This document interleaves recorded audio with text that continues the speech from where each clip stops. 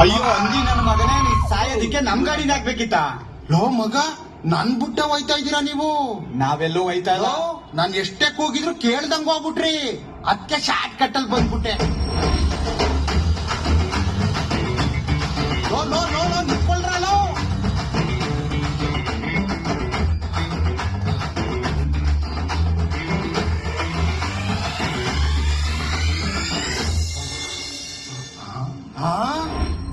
ಮಗ, ನಾನು ಬತ್ತೀನಿ ಕಣ್ರ.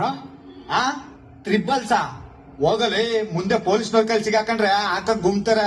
ಲೋ ಮಗ, ಇಷ್ಟನ ಫ್ರೆಂಡ್ಶಿಪ್. ಸ್ಕೂಲಲ್ಲಿ ನಮ್ ಹುಡುಗಿ ಚಾಕ್ಲೇಟ್ ತಂದ್ ಕೊಟ್ರೆ ಎಲ್ಲಾರ್ಗೂ ಕೊಡ್ತಿದ್ದೆ.